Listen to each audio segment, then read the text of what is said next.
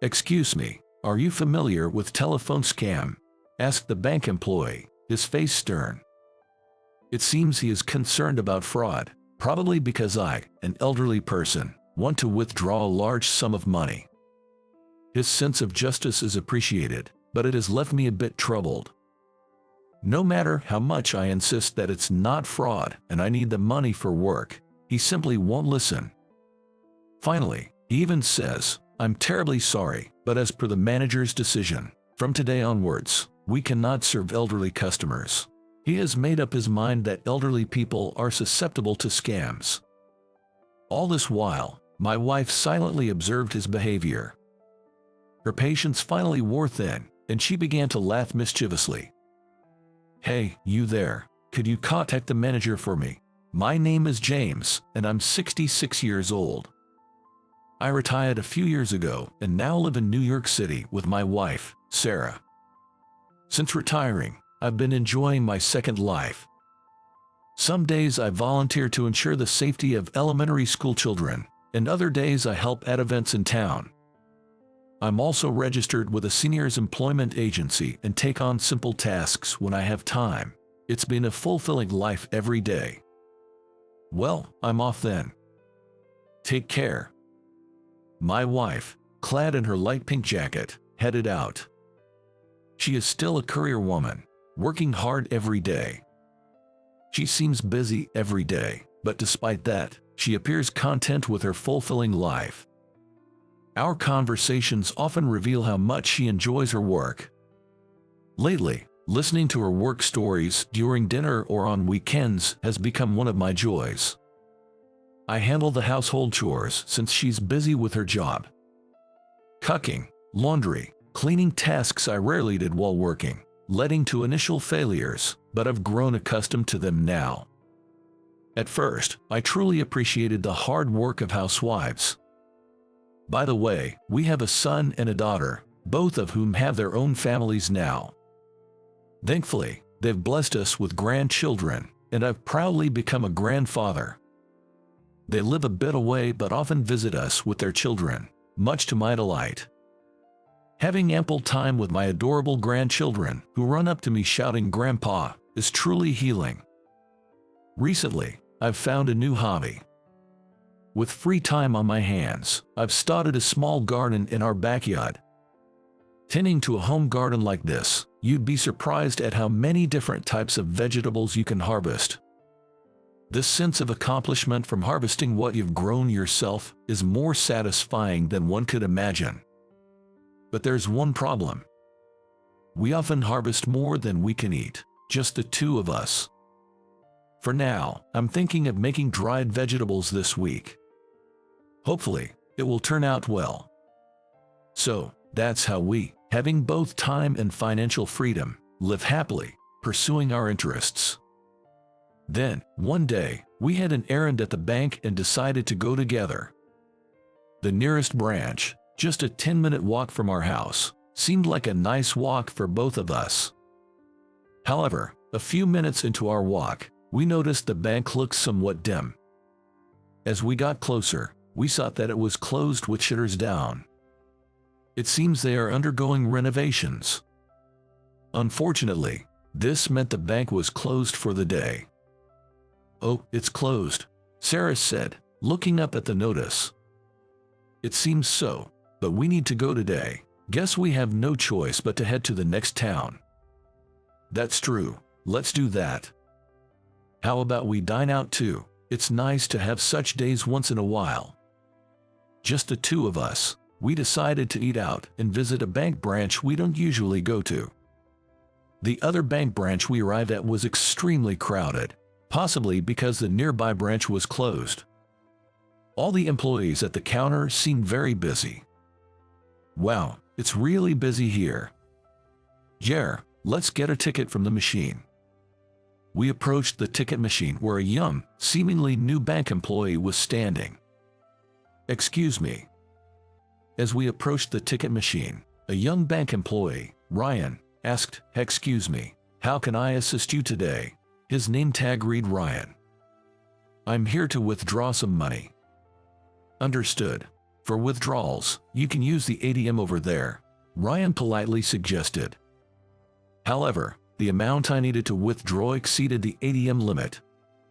I explained this to Ryan, saying, I need a substantial amount, so I would like to use the counter service, please.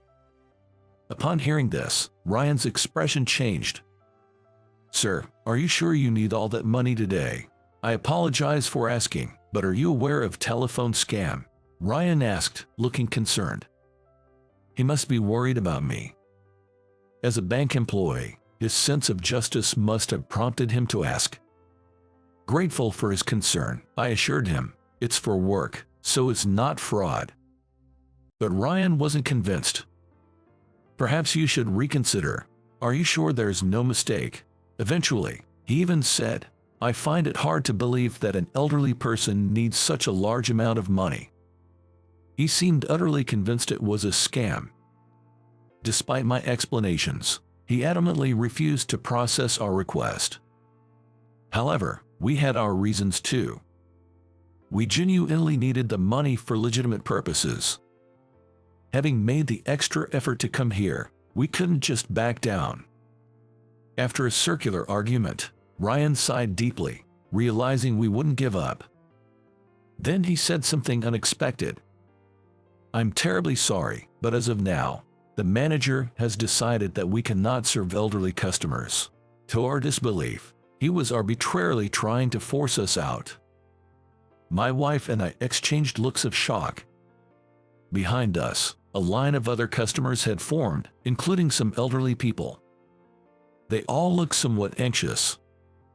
I asked again, what exactly do you mean by that? But Ryan firmly repeated, elderly customers cannot be served. His sense of justice now felt oppressive. Suddenly, my wife let out an ominous laugh. This wasn't good. While a puzzled Ryan looked at her, I held my head in my hands. I knew that when my wife laughed like this, she was seriously angry. Deciding Ryan was getting nowhere, she approached another employee. Excuse me, you there, with the pink tie, could you contact the branch manager for me? Ask him to come to the president's office. My wife called over the bank employee with the pink tie. It was clear that the man with the pink tie was quite senior and held some position of authority. He surveyed the room with a stern gaze. Seeing my wife, his expression turned pale. Understood, Mrs. Thompson, he exclaimed. The president of the bank, that lady. His sudden voice and actions stirred a buzz among the surrounding people. The bustling bank came to a momentary halt, and all eyes turned to us. Little did they know, my wife was the president of this megabank. Today was her day off, but we had business at the bank. Unfortunately, our luck was out, as the nearby bank was closed. Thinking it would be worthwhile to make the trip, we decided to visit this branch for an impromptu inspection. Ryan's face, having grasped the situation from his superior's behavior, turned from pale to ashen. I'm truly sorry for the disrespectful behavior. Deeply apologize, he said. In the president's office, the branch manager, Michael, apologized us deeply. Ryan, you apologize too, Michael instructed Ryan. It seemed like a big fuss over nothing. Standing next to my wife, who had erupted in anger, I watched Michael and Ryan. They apologized us again and again. Since entering the room, it felt like I had only heard their apologies. Why did you behave like that? My wife asked calmly, fitting of a president. Ryan, prompted by a glance from Michael, responded. Telephone scam is prevalent, and we were trained to be cautious, especially when elderly customers handle large sums of money. Of course, that's very important, my wife acknowledged. Ryan's caution was valid, but it was excessive. We're withdrawing money for a legitimate reason. Yes, you need to assess each situation carefully. Sometimes it's crucial not to jump to conclusions and to listen to others. Ryan, silenced by her words, hung his head. In fact, Ryan was the youngest employee at this branch. Perhaps that's why he seemed so anxious. Wondering what was driving his urgency, I asked him about it. He replied, "I wanted to make a mark for myself. I thought if I consulted a senior, they might take credit for it." Credit. I thought if I could prevent a scam, I'd be praised and maybe even awarded, he said, smiling innocently. We were all taken aback by his reasoning. I couldn't believe he was so worked up for such a reason.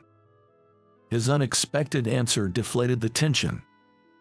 You can't let your vanity or self-satisfaction cause discomfort to customers. Even if you suspect fraud, you must explain it in a way that doesn't upset them. You were too forceful, my wife explained. Yet, Ryan still seemed somewhat discontented. But this incident turned out to be a fortunate case since we, the insiders, were the victims. If other elderly customers had been treated this way, it could have led to serious damage. A lot of the elderly customers who use our banks in this area are wealthy, aren't they, Michael? My wife asked. Michael quickly nodded in agreement. If they get offended and stop their transactions, do you know the consequences? The bank could suffer losses big enough to cause a shutdown, she explained, and Ryan finally seemed to understand. Realizing his mistake, he apologized once again. My wife nodded quietly in acknowledgement. She then said, "Not just him, all the staff need re-education," and stood up to leave. Understood. I'm very sorry, Michael replied, his complexion slightly better than before. It seemed like the issue was resolved. Phew, that turned into quite a scene. Now to quickly finish our business and have dinner. That's what I was thinking. At that moment, I believed everything was settled. The four of us left the president's office together. We headed inside the bank to complete our original task. So, you're here for a withdrawal, correct? Instead of a regular bank employee, Michael personally attended to us. Ryan, learning proper conduct, observed Michael closely. Yes, please proceed with the withdrawal, I was about to say, when suddenly, bang! A loud noise echoed through the bank. Rushing to see where it came from, I saw three people wearing ski masks. One of them had raised a gun towards the ceiling. The noise could have been from that gunshot. Then one of the masked men started threatening a female bank employee, hand over the money, holding a survival knife. Startled by the sudden event, Michael collapsed. And Ryan turned pale with fear. A bank robbery. While I felt the urge to panic, I tried to stay calm. Looking again at the ceiling, where the gunshot supposedly hit. It was oddly undamaged. So, it was a bluff. I whispered to my wife, "It's okay, that's a toy gun. The barrel is blocked. There's no hole in the ceiling." She nodded slightly after looking up. "Hey, you, if you resist, we'll shoot. Follow our orders. Leave your cell phones here and gather together." The employees and customers were herded into one spot, with their cell phones being confiscated. "Who's the manager of this store?" the robber bellowed. Hearing this, Michael let out another yelp of "Veek." Such an obvious reaction not only revealed he was the manager, but also made him an easy target for the robbers. As expected, the robber approached Michael and ordered, "Stuff the money in the bag." Michael trembled in fear, shaking uncontrollably. Helpless and frightened, he reluctantly followed the instructions. "Don't you dare call the police," the robber shouted, causing Michael to drop money and stumble in his panic. He must be in a panic. His work was slow and clumsy. Sweat glistened on Michael's face. Just as one of the increasingly irritated robbers approached Michael, about to shout at him again. "Nay na nay na." The faint sound of police sirens began to echo. Although it started off as a small sound, it definitely grew louder and was approaching our location. "Hey, who did it? Who called the cops?" "Bro, that's not the issue here. They are coming." The robbers panicked upon realizing the police had been called. Damn it. Change of plan. Close all the doors and windows. Hey, you. Lower the shutter. The robber ordered Michael. With trembling hands, Michael pressed the lock button. They decided to change their plan and barricade themselves inside the bank. I quickly scanned the hostages. There were a few elderly people, some young women, and only a child about 2 years old. There are no young men with physical strength. Arrange a vehicle for escape. The robber commanded the police using a megaphone. But the police couldn't easily agree to such demands. The police, being careful not to harm the hostages, started negotiations by saying, "Release the hostages first."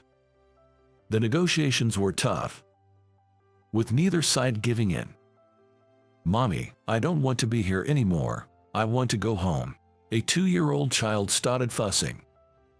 Hungry, scared, the little girl who had been quietly enduring finally reached her limit.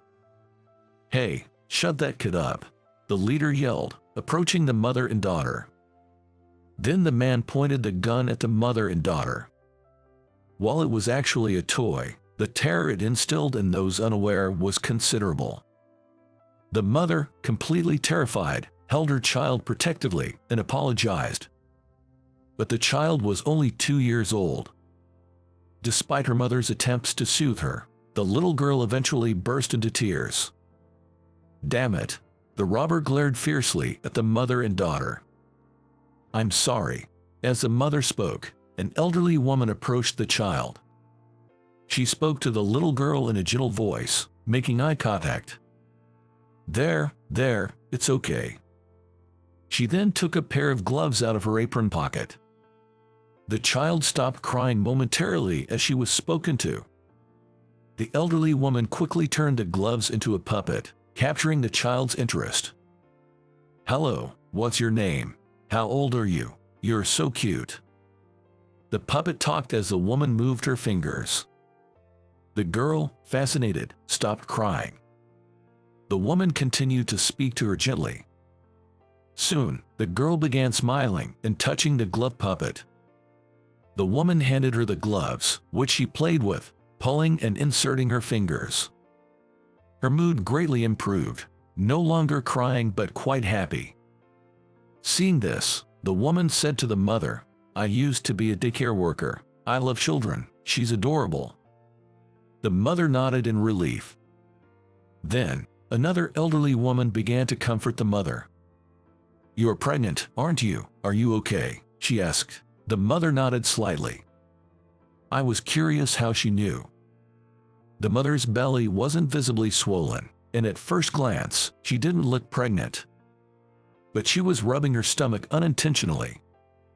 The woman had noticed that action and spoken up. The elderly woman surrounded the mother and child protectively. "This is no good place. It's not good for the baby to have stress," she murmured, glaring silently at the robbers in condemnation. The other customers joined in, casting cold stares at the robbers. Even the robbers seemed to feel a sting in their conscience under the silent reproach. I looked around the area. Could there be something here that could help resolve this situation? Then I noticed a cane, presumably brought by someone, lying a short distance away. It might be useful. I gently tapped a nearby elderly man.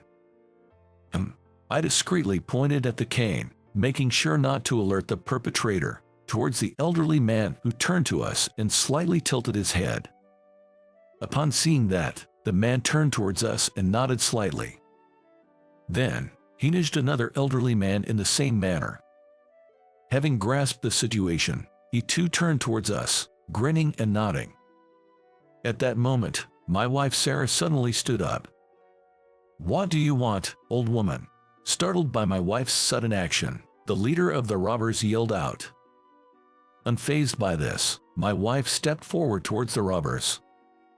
"I am the president of this bank," my wife declared loudly and clearly.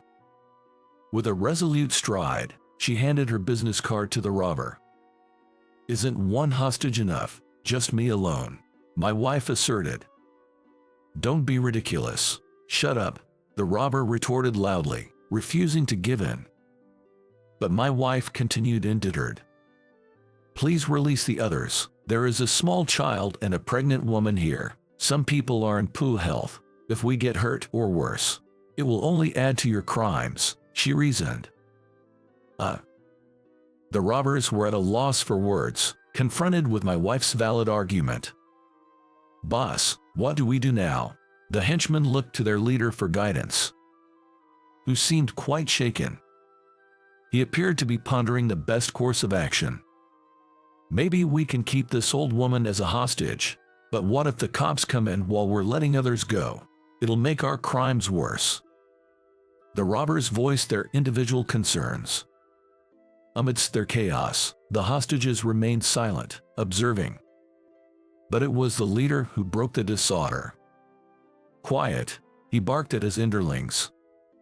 His forcefulness brought an eerie silence to the room. "Listen, if we don't get caught, it doesn't matter what crimes we commit." His irrational argument somehow unified the robbers' scattered thoughts. "Now's my chance." The robbers, preoccupied with themselves, weren't paying attention to us. Seizing the moment, I, along with another elderly man wielding a cane, moved behind the robbers. "What the?" Surprised by our sudden movement, I didn't hesitate to twist the leader's arm. "Ouch, stop it." I applied more pressure, pinning him down with my full weight. Now, he couldn't move. While the other robbers were stunned, the elderly man with the cane knocked their weapons away. Another elderly man kicked one of the robbers. The fragility of a group crime became apparent once their coordination faltered. Suddenly, the roles of hostages and criminals reversed. We successfully subdued the robbers. Almost simultaneously, police officers burst into the bank. "Over here. The criminals are here." Apparently, someone had secretly contacted the police during our scuffle. An elderly woman, formerly a hostage, guided the police to us.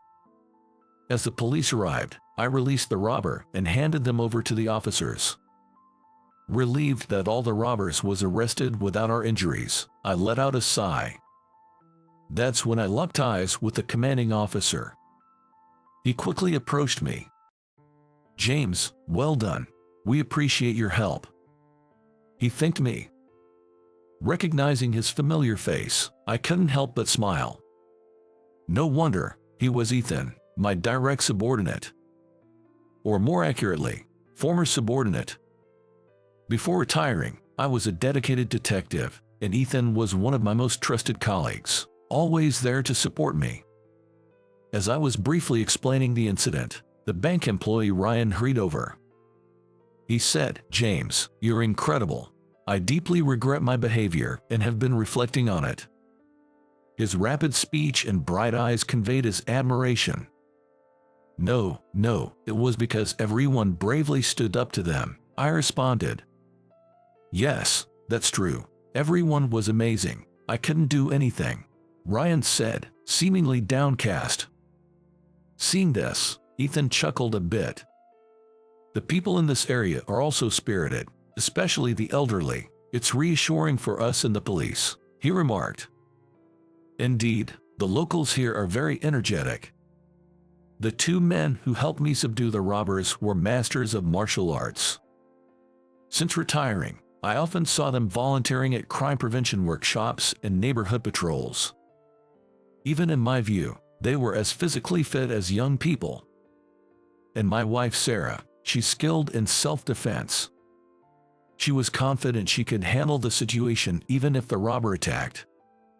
To me, as her husband, this confidence is a bit worrying, but she is a president, a woman with many responsibilities. She's undoubtedly strong in both body and mind. "Oh, right," Ethan suddenly said. "Michael, he's quite capable too. He quickly contacted the police and then pretended to be scared to buy time. Thanks to him, we could arrive before any casualties occurred," he explained. Indeed, Michael, who kept yelping in fear with Zeke, was actually a strategist all along. I was impressed. The bank staff must be well trained to act so promptly in such situations. It's commendable for a corporation," Ethan remarked, smiling gently. Hearing the bank being praised felt like a compliment to Sarah, the president. Ryan thought of the elderly in this town, reminding him of his grandparents. Both are quite old and frail. That's why he had a strong feeling that he needs to protect the elderly. It was the same with telephone scam. He wanted to prevent it at all costs. However, today's events were an eye-opener. These people were all full of life, and Ryan, who had been paralyzed with fear, ended up being the one protected. The reality of the situation and his own inability to do anything. He felt a sort of shock at these revelations. Seeing his demeanor, I spoke to him. "We all want to stay healthy, but we never know what might happen to us," I said. Ryan started to respond, "That's not true. Sadly, that's the reality. Tomorrow, we may be bedridden. That's why we should think and act as much as we can while we can," I advised. "That's true," Ryan replied. "Your desire to protect is admirable and appreciated, but don't view the elderly through a lens of age. Of course, there are those who genuinely need help, so it's best to offer assistance after understanding each person's situation," I suggested. Hearing this, Ryan realized that not all elderly are the same. It might have been a mistake to think of them as weak and in need of protection. Just like some elderly are energetic, there are young people who may be pregnant or have small children. Many have invisible ailments. I feel like Ryan had overlooked that fact. Ryan felt like scales had fallen from his eyes. "Be kind and gentle to everyone, not just the elderly," Ryan murmured. Saying it aloud, it felt like a new motto had taken root in him. A sense of purpose and motivation began to rise within him. Ryan regained his original sparkle in his eyes. And so, the criminals were arrested and transported by the police. Finally, a sigh of relief. Today was truly eventful. As I heaved a sigh of relief, remembering the day's turmoil, I recalled our original purpose for visiting the bank. We hadn't yet withdrawn the money. Recently, my eldest daughter built a new house, and my eldest son's wife gave birth. There's also a grandchild's school entrance celebration. One expense after another, that's why we came here. Celebrations like these really require cash, my wife commented, looking troubled. Then Michael appeared, smoothing out his suit. With a gentle smile, he said, "Sorry for the delay. How can I assist you now?" After completing the celebrations for our children and grandchildren, our lives returned to peaceful normalcy. Spring is here. It's been quite warm lately, perfect for planting vegetable seedlings. Tomatoes, cucumbers, eggplants, ideal for summer vegetables. However, I remember last year's mistake. Last year, I miscalculated the amount to plant. As a result, I ended up harvesting a large quantity of cucumbers, even adding them to chicken soup. This year, I must be careful not to repeat that. But if there's an excess again, selling them as $1 vegetables might be an option. That sounds fun in its own way. Given that I'm controlling the planting amount, there might be some extra space in the garden. If there is, I'd like to plant sunflower seeds, my wife's favorite. I'm sure she'll be delighted. So, I start planning for the days ahead. As I do, the prospect of summer becomes increasingly exciting. Ping, ping. My phone chirped cheerfully on the desk. It was a notification for likes on a recent post. Lately, I've been into posting updates about my garden on social media. The likes came from my elderly neighbors. Like me, they're also curious and enjoy trying new things. We relish our days, filled with new discoveries in our later years. I want to stay that way too. I want to stay active and vibrant, even as I age. I aim to continue being helpful within my capabilities. I'm still in my prime, with plenty of dreams, hopes, and things to enjoy. Intending to walk a wonderful second life, hand in hand with my family and community. And with that thought, I resolve to live each day with enthusiasm.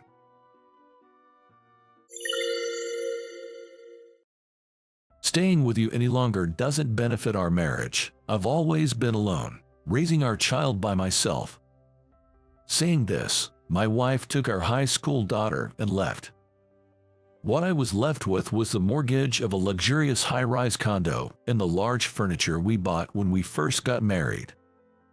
I looked around the empty room and felt utterly hopeless, all alone. I'm George, 45 years old. After graduating from college, I struggled and finally passed the bar exam on my 4th attempt. I joined a law firm after completing my legal training. I went through the grind of being a freelance lawyer, working late nights and weekends as a matter of course. When I was a newly minted lawyer, I married Lily, a go-getter career woman. Even after getting married, we were both consumed by our work, but a few years later, we were blessed with a daughter, Julie. I wanted to help Lily, who was struggling with parenting, but I was hardly ever there to support her. Not only was I busy with study groups on weekends, but I also had to attend golf and other business entertaining events. Moreover, both Lily and I had families far away, so we had no one to rely on for childcare. Thus, Lily handled almost everything from daycare drop-offs to household chores, and I remained involved in parenting for over a decade. I opened my own law firm to increase my control over my time and tried to repair our strained marriage. Though I was still busy, being my own boss allowed me to avoid late nights and made it easier to take weekends off. I wanted to make up for our past misconnections. I desperately tried to help Lily with household chores and spend more time with Julie, putting in a commendable effort. But it might have been too late. Whenever I was home, I felt their cold stares. Julie, having graduated middle school, didn't need me anymore. One evening, "Can we talk? I have something important to discuss." Sitting across from Lily, I was unaware of her true intentions. As Julie is starting high school, I want a divorce. I can live on my own and support Julie. There's no need for us to live together as a family of 3. Once Julie is independent, I can't envision spending our later years together, so it's better we start our separate lives as soon as possible. Lily explained this matter-of-factly. I was stunned by her sudden proposal and couldn't think straight. But I've tried my hardest, setting up my own firm to create time for us. We don't need to talk about divorce. There's still a chance to fix things. With my income, you don't have to work so hard. I tried my best to persuade her, but Lily's expression darkened. I've always hated that mindset of yours. I don't want to be provided for. I want to live as equals. I can never forgive you for turning your back on the family when it was hardest. I want to live freely with Julie from now on. As she said this, she placed the divorce papers in front of me. Not only had she completed her part, but she had also already signed them. I was speechless. That moment, I remembered Lily was a fierce career woman before we got married. It was too late. Everything was far too late. Upon divorce, we proceeded with discussions on property division, custody, and child support. I never imagined my profession as a lawyer would be useful in such a situation. Once all the procedures were completed, Lily and Julie left the house. Their backs, not once looking back, showed no signs of lingering attachment. The divorce shattered the life plan I had envisioned. If I was to live alone, there was no need to work so hard anymore. Decades of lonely days lay ahead. I kept working, but I had lost all purpose in life, mechanically commuting between my office and my empty condo. Good morning. It's been 5 years since I started my own law firm. I go to the office at the same time every morning. Fortunately, I have a stable client base from my previous firm. There are two women who handle the office work. One is Elizabeth, in her 40s, a veteran in administrative skills. The other is a calm and beautiful woman in her late 20s, named Jessica, who has been an office clerk for only half a year. I've been asking them to focus on accounting tasks, but recently, something has been bothering me. There's a tense relationship between the two female employees, with Elizabeth, the senior, being particularly harsh towards Jessica. Unlike other employees who are often out, they work facing each other every day, making the atmosphere in the office quite evident. Since Elizabeth is in a higher position and more experienced, Jessica often ends up being criticized and becomes timid. Before I knew it, Jessica was becoming more withdrawn, afraid of getting scolded, and lost her liveliness. It wasn't like Elizabeth to be so mean, so I wondered what had happened. Both being women, the situation needs to be handled delicately. I'll listen to both sides separately to understand each of their stories. Then I'll decide how to proceed based on what I learn.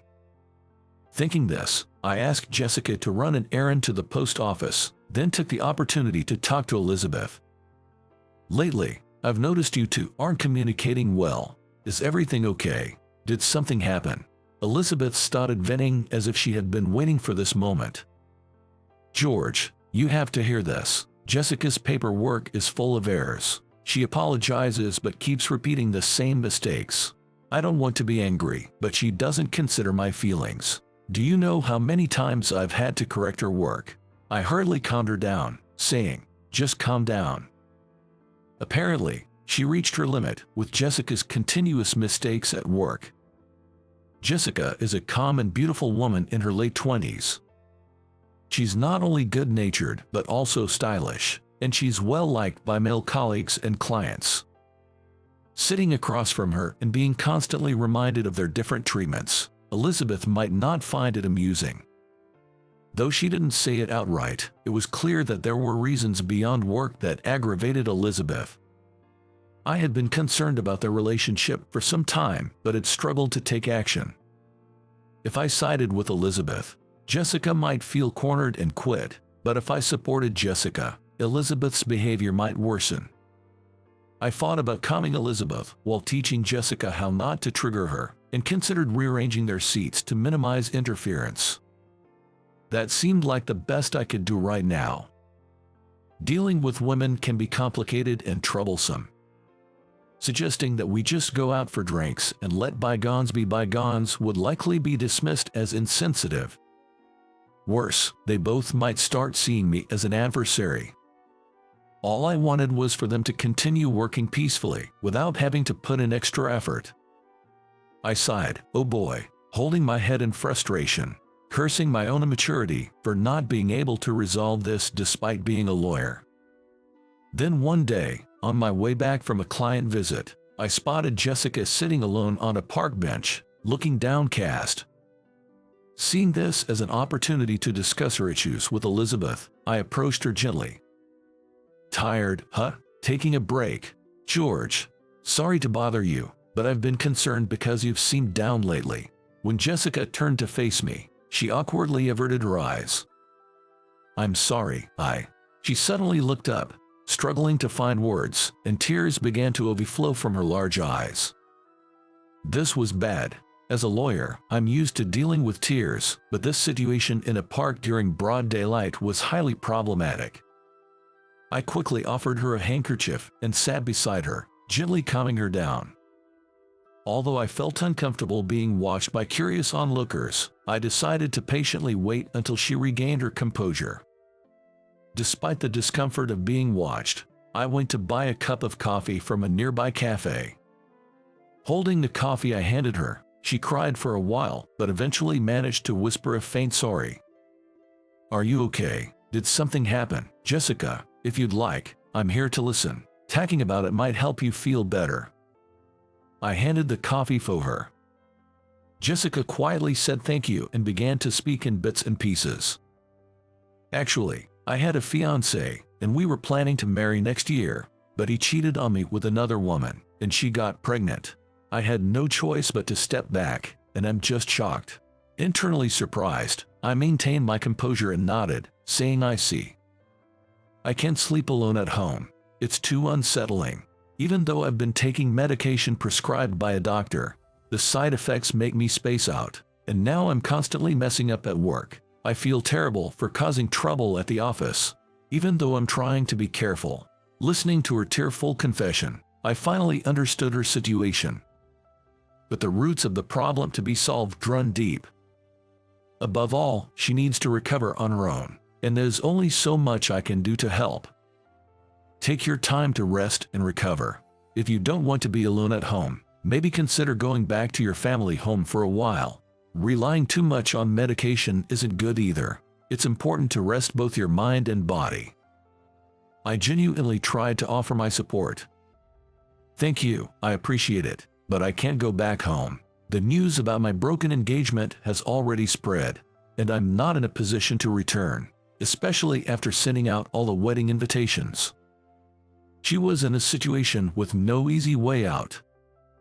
I pondered deeply with my hands clasped. I see. Well, give me some time, okay? I'll try to think of something too. Standing up, I saw her looking at me, slightly bewildered. For now, don't dwell on things too much. If being at work helps distract you from your pain, then keep coming in as usual. Until you feel better, I'll assign you different tasks, so you don't have to worry about making mistakes. I'll head back to the office first and let everyone know that I've assigned you to different field work. So take your time and come back when you're ready. After saying this, I headed back to the office without waiting for her response. The next day, I rearranged the office setup. Coincidentally, our contracted cleaning service was scheduled for the weekend.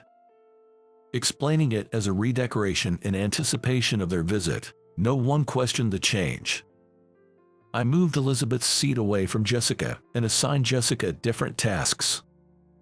These included organizing office supplies, managing clients, and overseeing compliance with employee overtime and paid leave. Unlike her original accounting role, these tasks wouldn't lead to critical errors, and I would be the final checker, which eased the burden. Assigning a male colleague to assist Elizabeth as her support would likely improve her mood. The male staff, involved in their work's financial aspects, gained new insights and ways of working.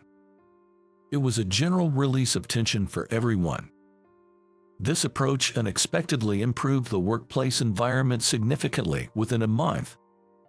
I approached Jessica, who seemed much calmer and more energetic. "Hi, George. Sorry to bother you, but could you take a look at this?" Handing her the documents, I watched as Jessica's eyes widened in surprise. It was a document I had compiled during my spare time, detailing how to claim damages from her former fiancé for breach of engagement. In cases like hers, where the fiance cheats and calls off the engagement, it's possible to claim damages. I know money isn't the solution, and it's not about the money, but you shouldn't have to suffer in silence. And it's legally recognized to claim for the emotional pain you've endured. Jessica stared intently at the documents, frozen. It's up to you to decide what to do. As a lawyer, I'm just showing you an option. If you decide to take action, I'm here to help. I'll assign an employee from my firm who specializes in divorce and women's issues to handle your case. I spoke kindly but firmly. Jessica softly thanked me and said, "Please give me some time to think before leaving." As I told her, I was fine with whatever she decided. If it could be a source of strength for her and help her move forward, that's all that mattered. Feeling a sense of closure, I returned to my remaining work. A few days later, I faced a dilemma. Suddenly feeling dizzy at the office, I nearly fainted.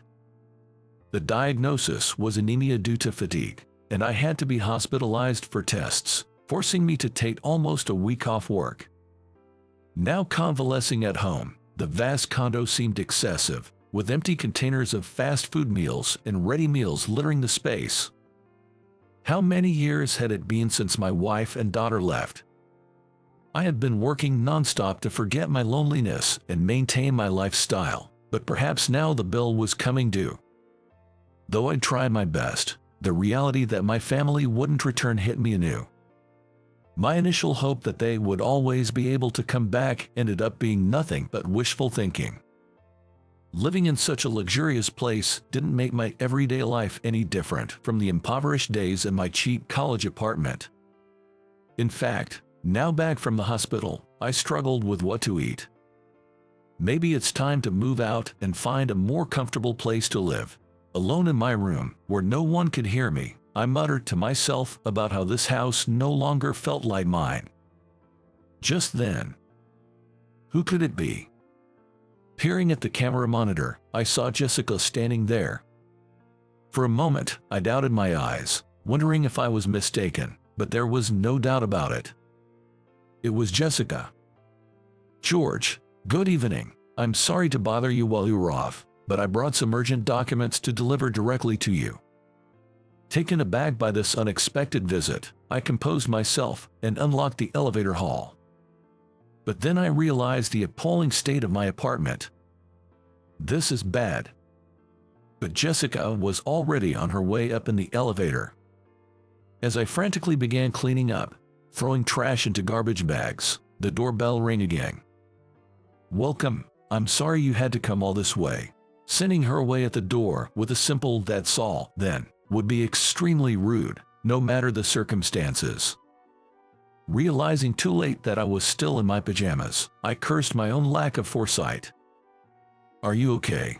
I heard you suddenly collapsed and was really worried," Jessica said, peering at my face with concern, seemingly unfazed by my appearance. I repeated, "I'm fine," and let her in. There was nothing more I could do. I had no choice but to resign myself to the situation. And as expected, she froze in the living room filled with garbage bags. Haha, actually, I divorced a few years ago and my wife took our daughter with her. I always relied on my wife for household chores. So I'm clueless about cooking and cleaning, ending up in the hospital due to unhealthy living. That's not what a manager, let alone an entrepreneur, should be like. I rambled on, too embarrassed to make eye contact. "George, I understand your situation, but it's not good to be in this environment, especially when you're recovering. I'll help. Let's clean up and ventilate the room." I was at a loss for words. As soon as I understood her intent, I was hit with an impulse to protest. "Absolutely not," and hastily stopped Jessica, as she was already reaching for a garbage bag to start cleaning. "It's okay, really. I can clean up. Just sit somewhere comfortable." I took the garbage bags from Jessica and began cleaning efficiently. She watched me move briskly, a puzzled look on her face. "I'll go to the supermarket across the street and get some groceries. I'll ring the intercom when I'm back, so please open the door." Once again, I was baffled by her words. But when I turned around, she was already heading out the door. What's going on here? Wait, I should give her some money. But she had already left. I hurried to finish cleaning up before she returned, overwhelmed by the situation. I couldn't keep up with the emotions brought on by the unfolding situation. I felt pathetic for being constantly outmaneuvered and overwhelmed by the events. And I was surprised at how much I was shaken by the presence of her. "I'll use your kitchen, if that's okay." Jessica returned with bags full of groceries and began cooking skillfully in the kitchen. I hadn't heard such rhythmic chopping in a long time. She had been living alone for a while, cooking for herself every day. It was a side of her I hadn't seen at the office. "Here you go, chicken soup. It's gentle on a weak stomach and warming. Please eat." Before my admiring eyes, a steaming bowl of soup was served. The chopped onions and soup made it incredibly appetizing. How long had it been since I had such a meal? I thanked Jessica with a satisfied smile and tasted it. Delicious, truly delicious. For the first time in a long while, I felt a meal spread warmth throughout my body. Jessica watched me eat with pleasure. Feeling awkward, I gently set down my spoon. "Thank you so much for today. You've been a great help. I should head back to the office, though. I don't want to keep you here too late." I honestly expressed my feelings of gratitude and apology. Previously, you talked to me about claiming damages, right? Today's visit is just a small token of my appreciation for that. I was about to dismiss her gratitude with a no, it's nothing, but she continued. After giving it some thought, I decided not to pursue the lawsuit, but it's not about letting him get away with it. I've come to terms with the past as just that, the past, and I'm able to look forward now. In fact, I'm relieved that I realized all this before getting married. I don't want to waste my current time on a man from my past. Your support back then helped me find closure and the strength to start over in life. I started to say that, but was at a loss for words. I see you, George, not just as a boss, but also as a reliable and wonderful manual. I'm serious about this, and if you ever need me, don't hesitate to call me. I'll be there. Her words, which could be taken as a confession, left me speechless. Seeing my reaction, Jessica too seemed to realize what she had said and blushed. Thank you. That was all I managed to say, and Jessica smiled warmly. Please take care of yourself and come back to the office soon. As she said this and I tried to see her off, she gently pushed me back inside the doorway. It's fine here. With no chance to argue, she began to close the door as I thanked her again. I meant what I said earlier. Right before closing the door, she peeked out and added those words. I stood at the door, my heart racing, unable to calm down. Her face lingered in my mind, filling me with an overwhelming sense of happiness. My name's Mike. My past isn't something I'm particularly proud of. When I was little, my parents divorced, and I was raised by my mom, single-parented. In middle school, I wasn't exactly well-behaved. I'd hang out with my friends and get picked up by the local police, and my mom was constantly being called to the school. I was what you'd call a rebel. I hardly studied, and I didn't even bother with high school entrance exams. Why bother with school when it's not mandatory, I thought, and chose to drop out despite everyone's objections. I didn't think I was doing anything wrong, but it took my mom collapsing to realize that even thinking that was a mistake. Mom, are you okay? Maybe it was the years of stress. She worked from dawn till dusk to make ends meet, and it seemed like the physical and mental strain had finally broken her down. I called an ambulance in a panic and rode with her. The doctor said she was lucky a few days in the hospital would do. What an idiot I've been. I regretted it so much then. Not pursuing further education or a job, just goofing around. I was such a fool. I couldn't stop crying as I watched my mom sleep in her hospital bed. The next day, I went to visit her. When I opened the door to her room, she looked at me and smiled. You came to see me. Mom, I'm so sorry for all the trouble I've caused you. What are you talking about? I don't feel troubled at all. I just want you to be happy and healthy. Seeing her smile, I knew I had to make it up to her somehow. I started job hunting right away, attending numerous interviews day after day. But the world isn't so forgiving. Everywhere I went, they asked about my education. Man, being only a middle school graduate is such a disadvantage. I was close to giving up when I couldn't land a job. Then, I saw a help wanted sign at a local cake shop and decided to give it a shot. It was the shop where I used to go with my mom to buy cakes when I was a kid. The owner, Jack, whom I hadn't seen in a while, greeted me with a smile. Wow, Mike, you've grown so much. Mike, can you start tomorrow? What? Aren't we going to have an interview? I was surprised, and Jack just laughed. All right then, let's confirm. Are you ready to make cakes with me? Yes, I am. Great, then let's shake on it. Jack extended his hand with a smile. Thank you.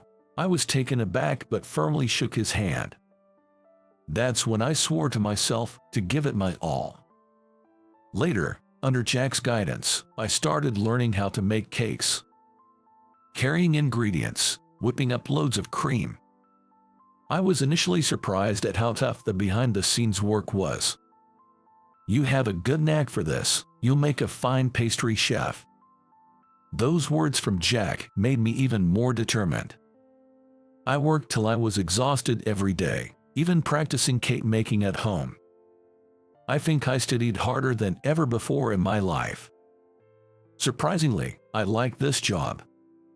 There was a lot to learn, but it didn't feel hard at all. It was the first time learning felt so fun.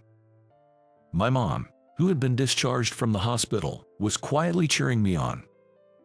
A few months later, Jack called me in for a talk, and I entered the back room nervously.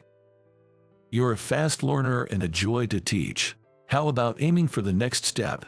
Our cake shop's work isn't just store operations. We have a partnership with a nearby wedding venue, providing cakes for weddings. How about taking on that challenge?" "Yes, I'd be thrilled to. Thank you for the opportunity." I gratefully accepted the offer. When I told my mom, she was really happy. "You've worked hard, it'll be fine. I'm rooting for you." The next day, I headed to the wedding venue right away. It seemed to be a well-known place. I'll be working with them now. I need to make a good first impression. I knocked on the kitchen door nervously. Inside, there was a guy about my age. Maybe he's a pastry chef. "Nice to meet you. I'm starting here today. My name's Mike. Looking forward to working with you." I greeted him energetically, believing first impressions are key, but he just glanced sideways and responded nonchalantly, "Yeah, sure. Nice to meet you." As I stood there puzzled by his casual response, a man named James, who turned out to be the manager, came in. "Good morning. You must be Mike. I'm looking forward to working with you." Afterward, I received a brief overview of the venue and greeted the other staff. James said, "If you have any questions, feel free to ask." So during lunch, I immediately inquired about the man from earlier. "That's Keith, the head pastry chef here. He trained abroad and has won several competitions. He's really an incredible pastry chef." "Indeed, that's impressive. An elite craftsman." I was happy to have a skilled senior, but returning from lunch, Keith glanced at me. That look, I felt unwelcome. Unfortunately, my suspicion seemed correct, as once the work started, I was mostly given menial tasks. "Hey, whip up the cream. Even a small-town cake shop can do that much, right? Just slice the fruit for now. Simple, right? I'll do the decorative cuts. Don't do anything unnecessary. We're different from those basic small-town cake shops." He spoke in a curt manner, looking down on me. Eventually, I was even stuck with the dishwashing. When I tried to help out, thinking ahead, I ended up getting scolded. Maybe it's understandable, given he's a world-trained head pastry chef and I'm just a self-taught pastry chef from a small-town shop. But I've been trained by Jack. I wanted to do more. Even though I thought that, I couldn't say anything, and it felt wrong, especially since the other staff were so nice. James noticed and cared, but I didn't want to cause any unnecessary worry. For Jack, who trusted me with this job, I had no choice but to work my hardest. Then one day, a new couple came to the venue. I just happened to run into them in front of the building when I was returning from an errand. As I greeted them and was about to leave, the woman called out, "Wait, are you Mike?" "Excuse me." I turned around in surprise, and she looked just as astonished. "Yep, it's you, Mike. Do you remember me? We were in the same middle school class. I'm Mandy," she said, smiling. I recognized that smile. In middle school, while other classmates avoided me because I was scary, Mandy was one of the few who treated me normally. She'd scold me sometimes, but always talk to me with a smile. For me, who didn't enjoy school, her smile was a rare comfort. Mandy, who I saw after so long, had become a beautiful lady. "I remember you. It's been a while." "It sure has. Do you work here? You seem to have grown up a lot." "Well, a lot has happened, and you're here because..." I glanced at the man standing next to her. A slightly older, calm-looking man politely nodded. Yes, we're getting married. We came to look at venues, but if you work here, maybe this is the place for us. I'm flattered, but make sure you look around first. It's a big decision, after all. I know. Well, we can't really take our time looking around, Mandy said as she touched her growing belly. So that's what it is. Congratulations. Thank you. Well then, we'll go and check it out, she said and waved goodbye, walking in with her husband. The two of them looked truly happy. It made me feel joyous too. I hope they decide to have their wedding here. It would give me the motivation to work even harder. Thinking this, I headed back to the kitchen, where Keith and James were talking. What? Turn down that kind of customer, please. That's not really an option. Why should I, of all people, accept such a low-budget job? It's ridiculous. People who can afford more shouldn't even be getting married. It seemed they were arguing about Mandy's wedding. Her family apparently wasn't very well off. With her pregnancy and the desire for a modest ceremony with just close family, they really wanted to stick to a low-budget plan. Keith, we do have low-budget options in our plans, right? The client isn't asking for anything unreasonable. It's not something to be turned down. I don't want to do such cheap work, Keith insisted, arms crossed. James looked troubled, his shoulders drooping. Hearing this, I couldn't help to ask. This might be my chance. Could I take on that job? Both of them looked at me, wide-eyed, but Keith quickly frowned. Don't be ridiculous. You couldn't possibly make a wedding cake. I've made large decorative cakes before, and I've learned a lot from Keith here. I may not have any awards, but that's why I can work on a budget without feeling bad. Please let me do it. I promise to give it my all. No way. Absolutely not. I won't let a small-town cake shop like yours tarnish this venue's reputation. But Keith, you don't want to do it, right? I do. I'll take full responsibility. Really, we should just turn down such low-budget clients. I can't just let that comment go. James suddenly raised his voice. Both of us were surprised. It was a tone we never expected from the usually mild-mannered him. This venue should be accessible to all couples wishing to marry. I want every couple to feel happy here. Keith was taken aback by his determination. Then James firmly grasped my hand. Mike, please, I'm counting on you. Let's work together to make it a great ceremony. Yes, Keith grumbled discontentedly, but I was entrusted with making the wedding cake. Since then, I spent every night researching, striving to meet all their requests while considering the budget. Jack lent me the kitchen for practice and supported me as much as he could, even amidst his busy schedule. After numerous trials, I created what I believe to be the best cake ever, pouring all my gratitude towards Mandy into it. Wow, this is looking great. Jack's approval boosted my confidence, and I couldn't wait for the big day. On the day of the wedding, the kitchen was bustling, but I carefully and lovingly prepared the cake. Keith remained holed up in his office. He was still adamant about not helping with the low-budget ceremony. I never thought he'd be that kind of person. James shook his head in disbelief. The ceremony went smoothly, and the reception was just as flawless. Mandy, smiling happily in her wedding dress next to her husband, looked incredibly beautiful. The intimate setting made for a warm and friendly atmosphere. As my turn approached, I grew increasingly nervous. And now, the entrance of the wedding cake. With the master of ceremonies announcement, I carried the cake to the bride and groom. The cake sparkled under the spotlights, eliciting a chorus of wows from the audience. I decorated it with numerous sugar confections of characters from a theme park the couple loved, and arranged edible flowers and cream to resemble a flower field. The cake was surrounded by ribbons made of chocolate and candy crafts. The sugar confections were a labor of love. Wow, it's cute. I could hear cheerful voices from around the room. The bride and groom were also surprised by the cake. What a lovely cake, thank you, "You're truly a skilled pastry chef," she said, tears in her eyes. "Thank you, it's so beautiful." The groom smiled. Guests eagerly came to take pictures of the cake. The cake-cutting ceremony was a big success. Though the groom looked a bit overwhelmed when he got a mouthful of sugar confections along with the cake. Returning to the kitchen, I was greeted with a round of applause from James and the other staff. "Amazing job, Mike. Everyone really liked it."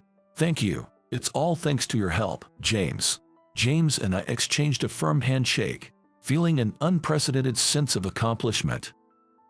I was so glad to see everyone happy. Later, 2 letters arrived at the venue. One was a thank you letter from Mandy. The wedding was a memorable experience, especially the cake. "I want to thank all the staff who put together such a wonderful ceremony, and the pastry chef who made the cake." The other letter was from the boss of the groom who attended the wedding. He was impressed by the cake and showed it to his daughter who was planning her wedding. She wanted the same cake for her wedding. "I want the best cake for my daughter," the letter stated, an outright offer. "Mike, you did it." James was even more excited than I was. "See, I told you you had a knack for this," Jack said, seemingly proud when I told him.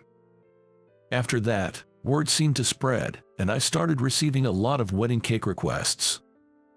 Eventually, I was trusted with making all the cakes for the venue, and Keith had left before I realized it. I heard later that his overbearing attitude had made him unpopular among the staff, and everyone was relieved when he finally left. James seems to have been promoted since then. He's in a commanding position in the office, but he still wants to be involved in the field even after his promotion. So the subordinates are having a tough time. The new manager was grumbling a bit in the kitchen. As for me, I received an offer saying, "We'd love for you to become the exclusive pastry chef in place of Keith," but I chose the path of the small-town cake shop. I enjoyed working at the venue, but I wanted to keep working with Jack, who had nurtured me. I also wanted to give back to Jack, who had always supported me behind the scenes. James was a bit disappointed, but he smiled and accepted my decision, respecting the path I had chosen. "Are you sure about this, Mike? You could have stayed working at the wedding venue permanently." Jack said it was a waste, but his wife told me he's actually really happy about it. Now, I am applying the skills and knowledge I gained at the venue to create new cakes, and they are well received by customers. And with the earnings, I gifted my mom a vacation. Seeing her son succeed in his work, she was very happy. "You were such a rascal, but you've grown up to be such a fine young man. I'm so proud," she said with tears in her eyes. It was a heartwarming moment for me as well. Later, Mandy became a regular customer, often coming to buy cakes with her family. "I'm counting on you for my daughter's wedding cake too." As she said this, she cradled a little girl in her arms. A few months after the wedding, a lively little girl was born. I smiled back warmly as her small eyes gazed at me. Of course, I'd be delighted. Life is what you make of it, and you can always start over, no matter what happens. That's what I've come to realize from my own experience.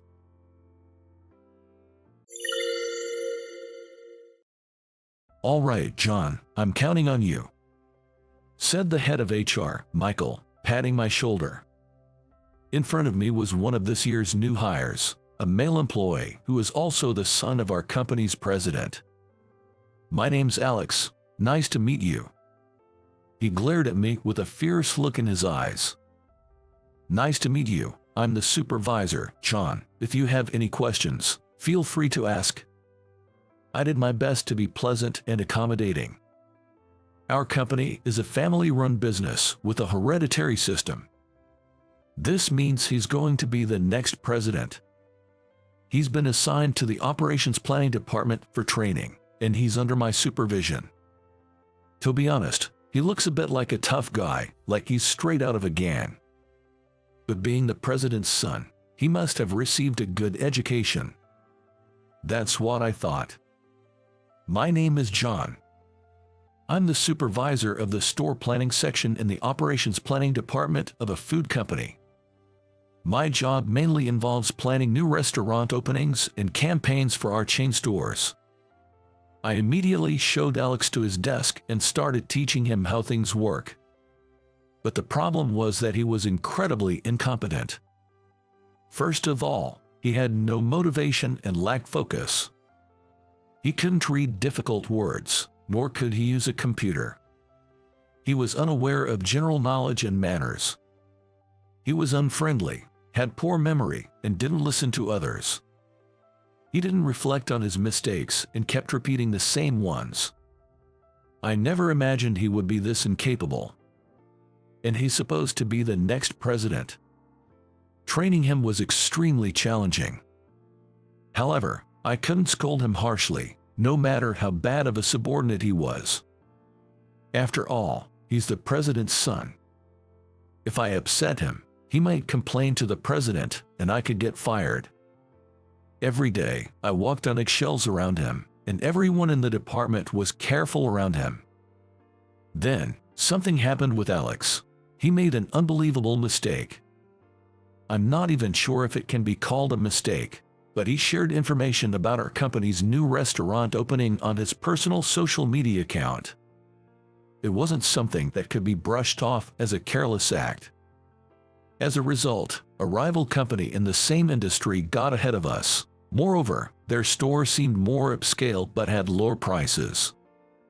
Because of that, our new store's sales went to the rival. I thought I had hammered home the importance of confidential information management during the new employee training. "Hey Alex, can we talk? Do you have some time?" I informed him of the situation, gave him a warning, and urged him to reflect on his actions. But he nonchalantly said, "Oh really? That's just bad luck, then." I had to restrain myself from grabbing him by the collar as anger rushed to my head. Everyone has been working hard every day, even doing overtime to prepare for this, and your careless action has ruined it all, I said as calmly as I could, but Alex looked dissatisfied. Come on, who would think that many people would see a regular employee's personal social media account? I mostly have friends as followers. Honestly, I'm more surprised that so many people saw it. Looking at him pouting like a child, I was utterly exasperated. What are you talking about? The internet is accessible to people all over the world. You can't complain about who sees it once it's out there. You're a professional now. Please act more responsibly as an employee of our company. I spoke slowly, trying to make him understand. Alex then made a bored face and replied in a drawn-out voice, "Yo, okay." What's with that attitude? I felt completely disrespected as a supervisor. The next day, as soon as I got to the office, Michael called me in. "John, are you bullying Alex at work?" Michael accused me, but I had no idea what he was talking about. "What do you mean? I haven't been bullying him." However, Alex says that he became depressed after you scolded him harshly and insulted him in front of other employees. What? I never insulted him. I just gave him a warning. But no matter what I said, it was useless. Alex is threatening to sue you in court, Michael continued. What? A lawsuit? Yes, that's right. However, he's willing to drop the case if you voluntarily resign. That's absurd. I don't want to resign, especially when I haven't done anything wrong. But that's what he's saying. If you lose in court, you might have to pay him thousands of dollars in damages. Are you sure about this? Hearing this, I fell silent. There was no fact of bullying and no evidence, so losing in court seemed impossible. But what if, by some fluke, I did lose? If it goes to court, I'll have to hire a lawyer. That will inevitably end up costing me money. Damn it. How did it come to this? Anyway, to resolve this amicably, the HR department suggests you should consider voluntary resignation. With Michael saying this, I felt I had no choice but to resign. It was as if I had been fired. In the end, I submitted my resignation and was set to leave the company at the end of the month. When I returned from HR, Alex was grinning at me. That's what happens when someone gets cheeky with a future president like me. He said it loudly enough for me to hear, as if talking to himself. There was no point in responding, so I pretended not to hear. The 2 weeks until my resignation were hellish. Every day, Alex would constantly sneer at me, sometimes even hurling personal insults. I endured it all in silence.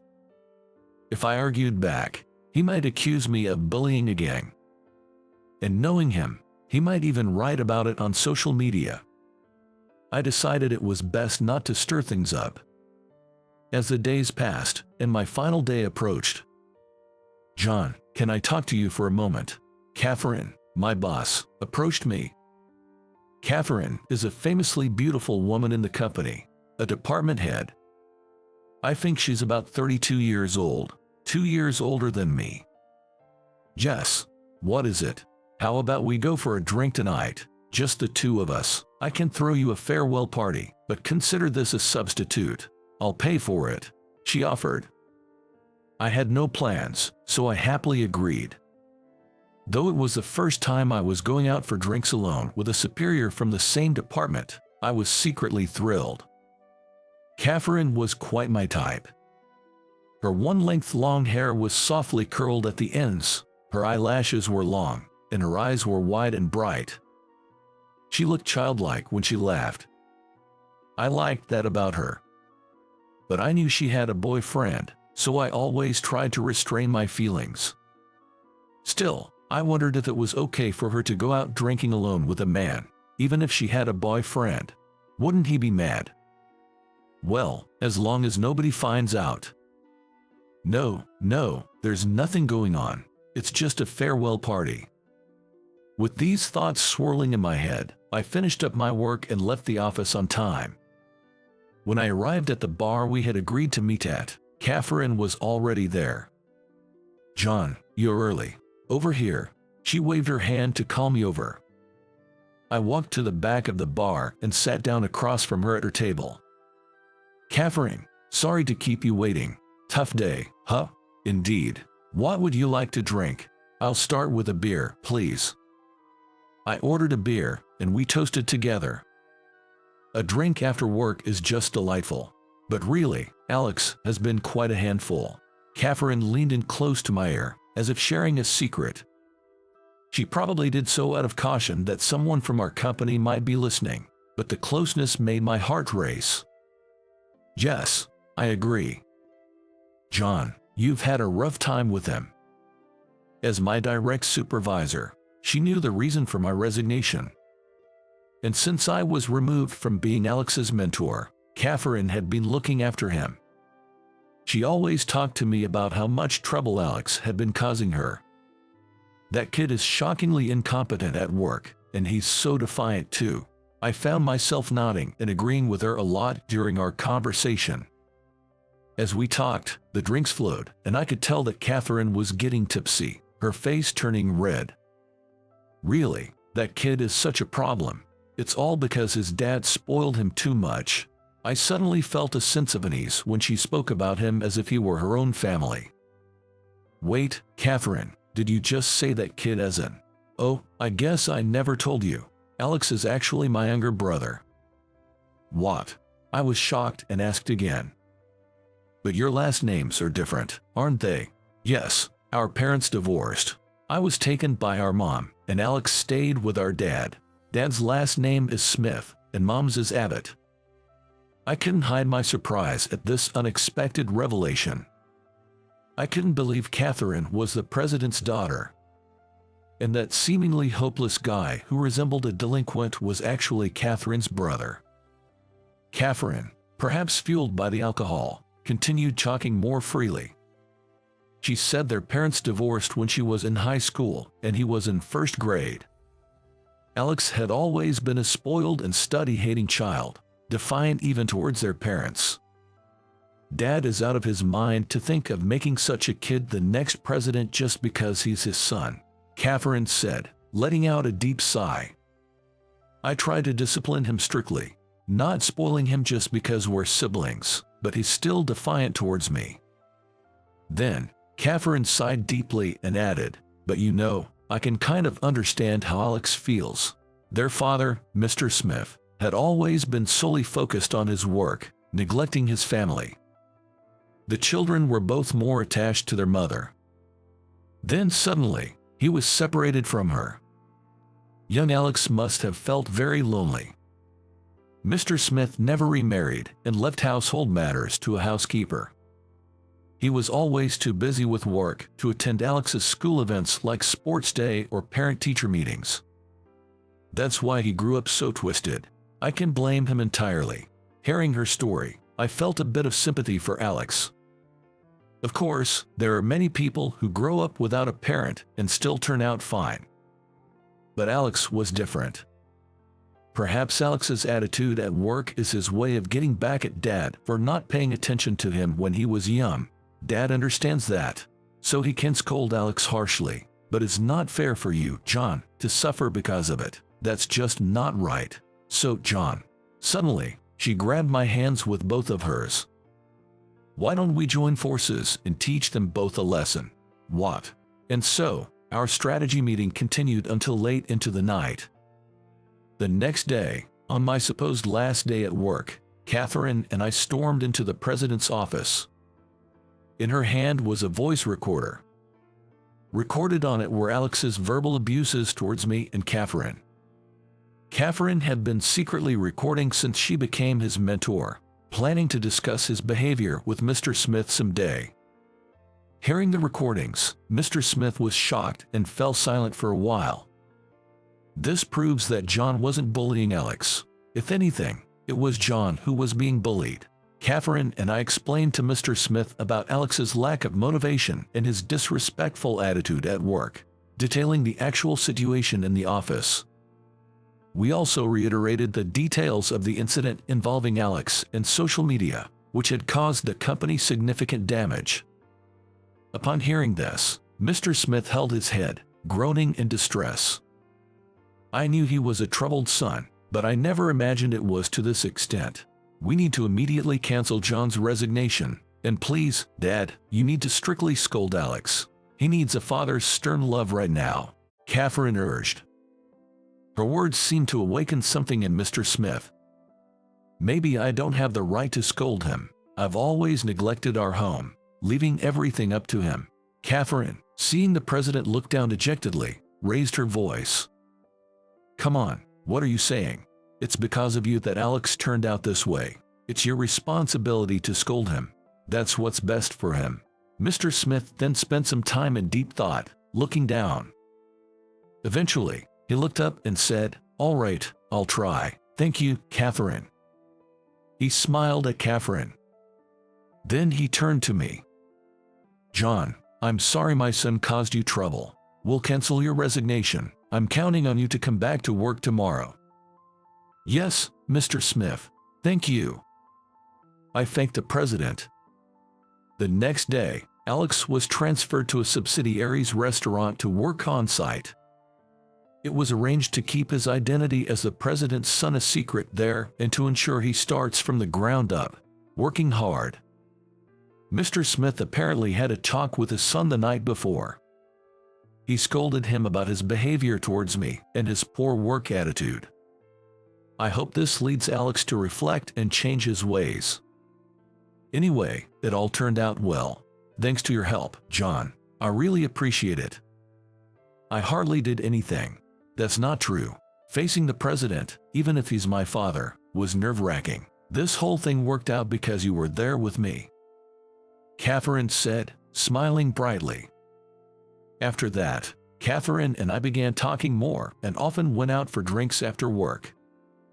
And surprisingly, Catherine and I started dating. It turns out she had broken up with her boyfriend a while ago. I've actually been thinking you were quite nice for some time now. In the dim light of a stylish bar, being told that by the most beautiful woman in the office, I couldn't help but fall for her. She was already my type, and I had been holding back my feelings. But if our relationship goes well and leads to marriage, I'll end up becoming Alex's brother-in-law. I hope he becomes a decent person by then. With these thoughts, I might be getting ahead of myself, but I couldn't help poking fun at myself as I continued to work hard every day.